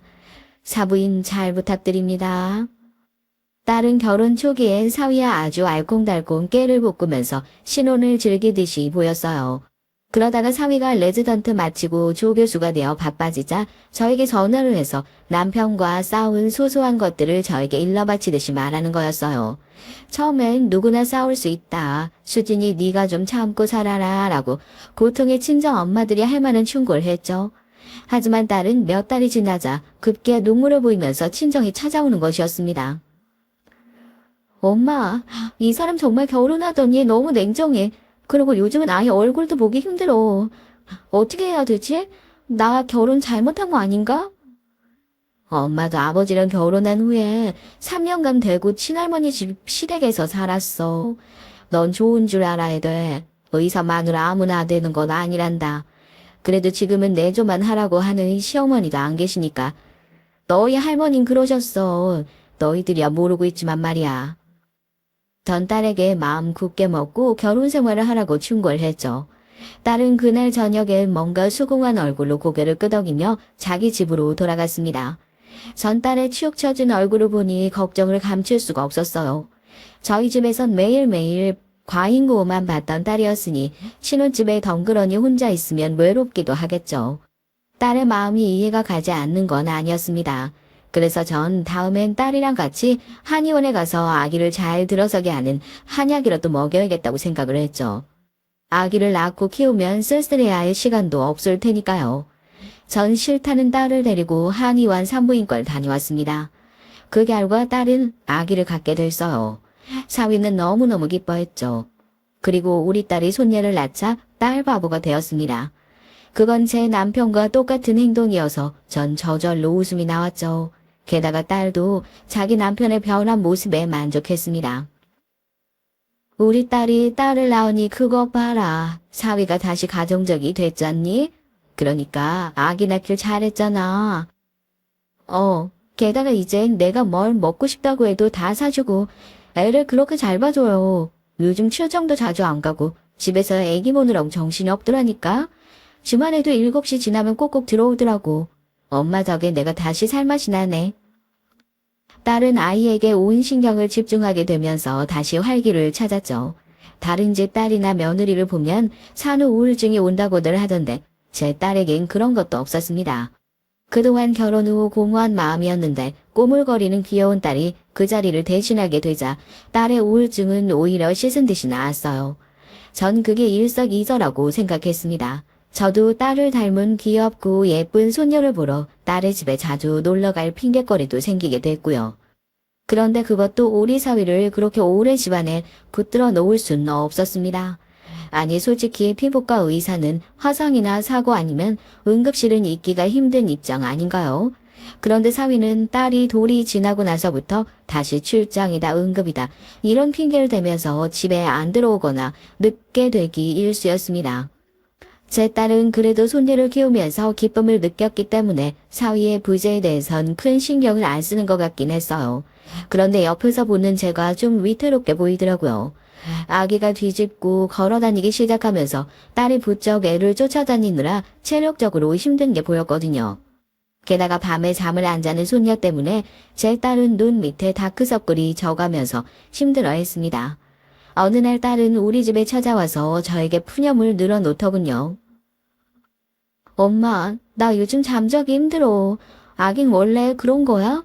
어릴 땐 잠만 잘 자더니 밤낮이 바뀐 것 같아. 그래서 애 때문에 나도 너무 잠을 못 자. 힘들어. 전 우리 딸이 걱정이 되기 시작했어요. 그래서 제가 대신 몇 시간이라도 아이 봐줄 테니 친정에 와선 좀 자라고 말했습니다.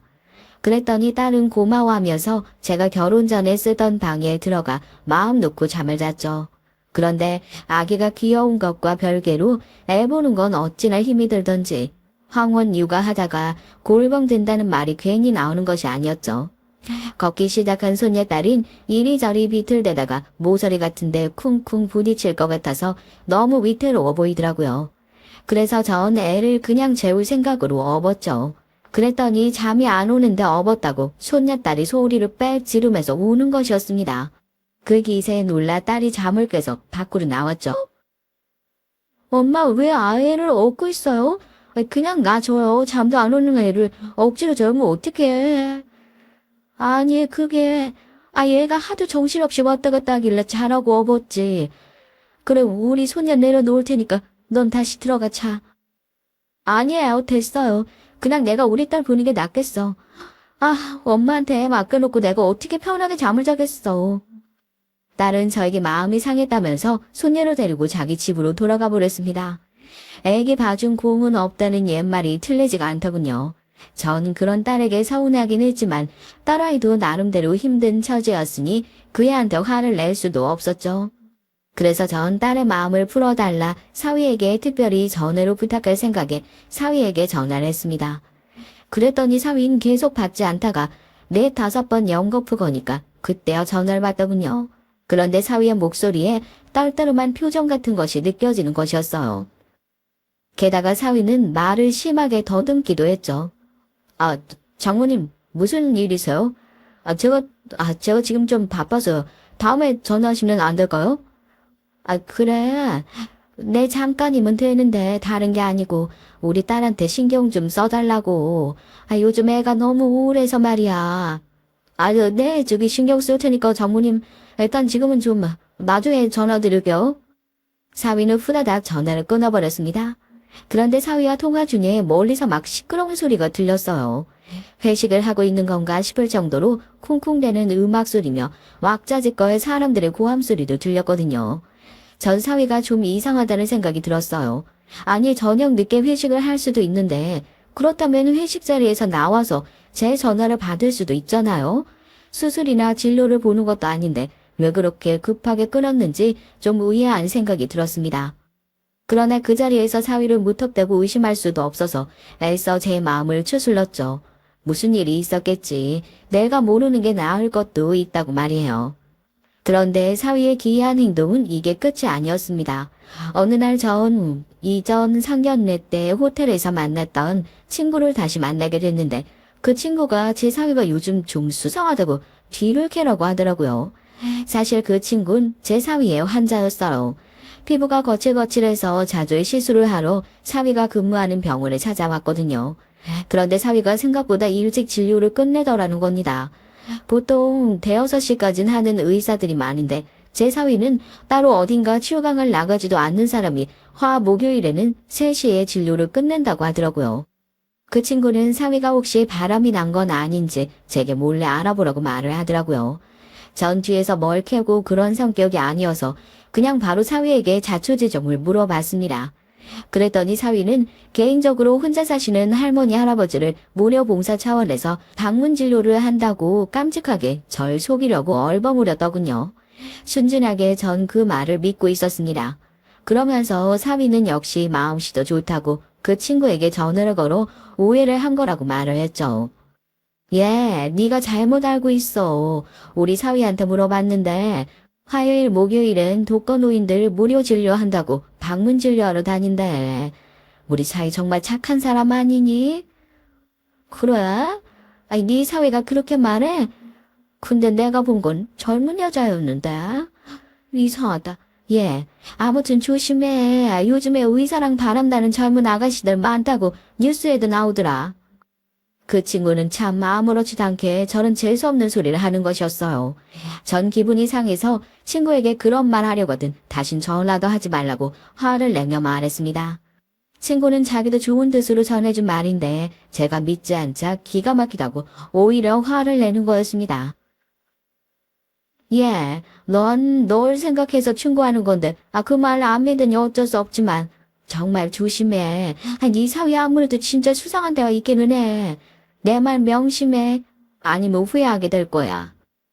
전 친구와의 통화를 끊고 기분이 너무 찝찝해진 것이었어요. 친구의 말을 믿자니 사위를 의심해야 하고 사위를 믿자니 친구의 말 한마디가 제 가슴을 찌르는 것이었습니다. 전 안 되겠다고 생각했죠. 그 친구의 말을 더 들었다간 괜히 가족만 의심하게 되는 거니까요. 한동안 그 애에게 연락을 하지 말아야겠다고 생각했습니다. 그런데 몇 달이 지난 후에 그 친구가 아주 다급하게 연락을 해온 것이었어요. 내용인즉 그 사위가 제 딸을 해고자 하는 계획을 품고 있다는 아주 황당무계한 얘기였습니다. 그 말을 듣고 전 코웃음을 쳤죠. 친구에게 착한 심성을 가진 제 사위가 그럴 일이 없다고 말했어요. 그랬더니 그 친구는 자기가 시술 중에 사위의 통화 내용을 잠시 엿들었는데요. 그 내용이 아주 황당했다고 하더라고요. 그래서 얼른 저한테 경고를 하려고 시술이 끝나기 바쁘게 전화를 했다지 뭡니까. 그 친구의 말에 의하면 사위는 친구에게 시술을 하다 말고 어떤 여자의 전화를 받았는데 환자인 친구에게 양해를 구하지도 않고 그 앞에서 조심성 없이 마구 떠들어대더라는 겁니다.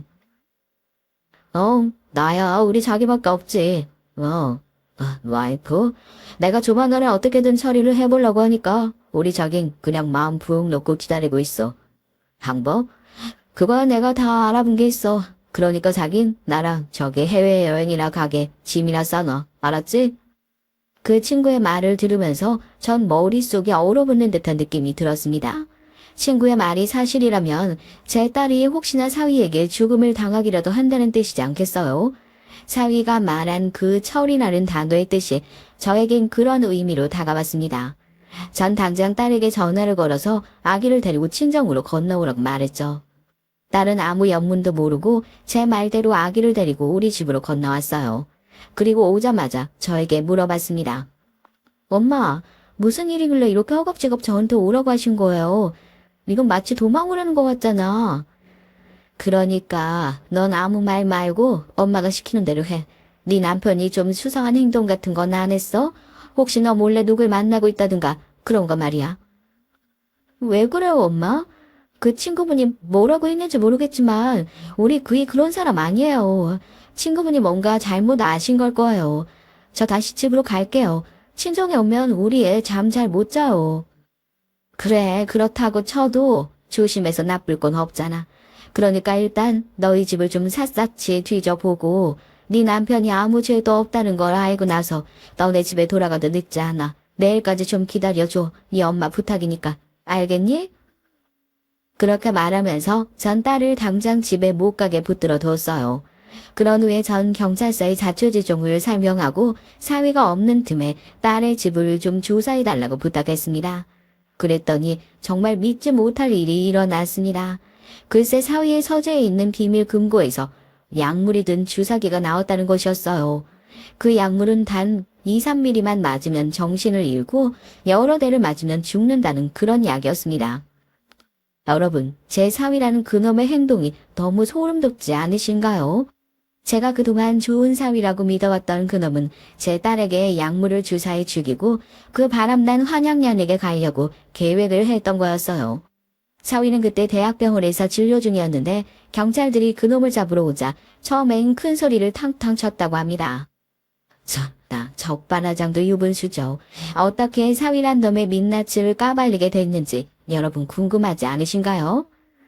아, 이거 왜 이러시는 겁니까? 내가 뭘 했다고 날 끌고 가냐고요? 당신들 싹 다 명예훼손으로 고소할 거야? 내가 누군 줄 알고 여기서 날 끌고 가겠다는 거야. 이거 놔. 얼른 놓지 못해? 박호영 씨, 당신 집에서 독극물 주사기가 든 상자가 나왔어. 설마 그것도 모른다고 말하진 않겠지? 당신은 이수진 씨 살인 미수로 체포합니다. 당신은 변호사를 선임한 권리가 있고 불리한 진술은 하지 않을 권리가 있습니다. 사위는 혼자만 알고 있다고 믿었던 그 추잡한 계획이 들통이 나자 벌벌 떨면서 그 자리에서 무릎을 꿇었습니다. 그리고 힘없이 경찰들에게 팔을 잡혀 연행되어 나갔죠. 그 모습은 제 남편이 근무하던 병원에 다 소문이 나버리고 말았습니다. 사위는 그 병원의 피부과 조교수였던 것이었어요. 병원 안이 한동안 시끌시끌했었습니다. 나중에 전 경찰서에서 사위를 조사하던 경찰관에게 그 말을 듣고 정신이 나가는 줄 알았어요. 친구의 말이 맞았던 것이었어요. 갑자기 머리가 핑 돌면서 잠시 기절까지 했을 정도니까요. 전 경찰서 바닥에 쓰러져서 한동안 일어나지 못했습니다. 급히 구급차로 옮겨졌고 응급실 신세를 져야만 했죠. 물론 제 남편과 아들도 그 말을 듣고 어이가 없어서 온몸을 부들부들 떨었습니다. 그리고 사위의 욕을 하면서 둘이 함께 분노했죠. 뭐라고? 그놈이 감히 우리 딸을 어떻게 하려고 했다고? 게다가 그 미친놈이 바람까지 피웠다고? 네 이놈의 새끼를 그냥... 아버지는 가만 계세요. 내가 그놈의 새끼 죽이고 감방 갈라니까 어디 우리 수진이 눈에 눈물 나게 하는 걸로도 모자라서 죽이려고 모의까지 했더니 사람 겉모습만 보곤 모른다더니 딱 그 상황이네. 어이가 없어서. 당연히 그 사위놈은 집안에서 빼도 박도 못하는 물증이 나왔으니 구속수사를 하게 됐습니다. 사돈의 집안에선 아들이 바람을 피우고 있는 것도 몰랐고 제 딸을 해치려고 병원에서 약물을 훔쳐낸 것도 전혀 모르고 있었더군요. 놀라서 경찰서로 달려온 사돈들은 아들을 어떻게든 감옥에서 빼내기 위해 제 가족들과 합의를 하려고 했어요. 저희 집에 수시로 찾아와 저에게 제발 합의를 해달라고 읍소를 하더군요. 하지만 당연히 전 그 모든 조건들을 거절했습니다. 사위가 저지른 건 중대 범죄이고 바람이 난 아들을 합의로 꺼내달라고 하는 것 자체가 말이 안 되는 것 아니겠습니까? 살인 미수도 문제지만 더 확실한 것은 그놈이 바람을 피웠다는 것이니까요. 결과적으로 그놈은 실형을 살게 됐습니다. 그리고 대학병원에서 약물을 훔쳐낸 혐의가 인정돼서 의사 자격도 박탈됐고요. 당연하게도 제 딸 역시 그놈과 깨끗하게 이혼하기로 했고요. 딸은 나중에 하는 말이 의사 사위에게 속은 것이 분하고 제가 죽음의 위협을 받을 뻔했다는 것에 소름이 돋았다고 하더군요. 딸은 그놈이 바람을 피웠다는 사실조차 전혀 모르고 있었다고 하니까 그놈이 얼마나 기가 막히게 숨겼는지 알 것 같더라고요. 전 그 친구 덕에 사위의 두 얼굴을 알아볼 수 있었고 제 딸의 목숨을 구해줄 수 있었습니다. 전 이 일이 마무리된 후 친구를 만나 마음속에서 우러나오는 감사의 말을 전했어요. 그리고 감사의 말로만 그치고 싶지 않아 돈을 1억 마련해서 친구에게 감사 표시를 줬습니다. 그 친구 덕분에 제 딸이 목숨을 건지고 그 못돼 처먹은 범죄자 새끼를 피할 수 있었으니 얼마나 고맙겠어요. 순자야, 내가 도움이 됐다니까 정말 기쁘다. 아유, 그런데 이 돈은 받을 수가 없지. 난 당연히 너에게 도움이 되었으면 했고, 네가 아니더라도 그런 일을 알게 됐으면 당연히 경찰에 신고를 했을 거야. 그러니까 이 돈 넣어둬. 아니야. 네 말이 아니었으면 내 딸이 어떻게 됐을지 생각만 해도 끔찍하다. 예, 진수가, 내가 너무 고마워서 주는 것이니까 제발 걱정하지 말고 받아줘. 너무 고마워. 정말이야. 전 친구에게 고마움의 표시로 수표가 뜬 봉투를 억지로 손에 쥐어줬어요. 그리고 다른 아들 카페를 나왔죠. 그리고 나니 정말 마음이 홀가분하더라고요. 친구에게 큰 은혜를 입었는데 그걸 돈으로라도 갚을 수 있어서 다행이다라고 생각했죠. 그런데 그 친구는 정말 참된 우정을 가진 마음씨 고운 친구인 것이 또 한 번 증명이 됐습니다. 친구는 그 1억을 받을 수 없다며 도로 제 계좌로 보내준 것이었어요. 전 펄쩍 뛰면서 친구에게 전화를 해서 그 돈은 너를 준 것이니 도로 가져가라고 화를 냈죠. 그랬더니 그 친구는 이렇게 말하는 것이었습니다. 예, 순자야. 난 널 진정한 친구라고 생각했는데 너한테 이 돈 받고 나서 난 마음이 너무 불편했어. 친구 사이에 당연히 그런 말은 해줬어야 하는 것이고 난 네가 아닌 다른 어떤 친구에게라도 그랬을 거니까. 그러니까 난 너에게 돈을 받을 수 없지. 네가 정 나한테 은혜라고 생각한다면 다음에 맛있는 곳에서 밥이나 한번 쏴. 난 그걸로 충분하니까. 그리고 네 딸한테 심심한 위로 전한다. 다음엔 정말 마음씨 고운 남자 만나길 바랄게. 너무 고마워, 친수가. 정말 넌 진정한 친구다. 고맙다. 내가 맛있는 밥 꼭 살게. 여러분, 전 정말 친구 하나는 잘 둔 것 같습니다. 여러분들도 그렇게 생각하지 않나요? 이것이 제가 60평생 겪은 가장 소름 돋고 무서운 사건이었네요.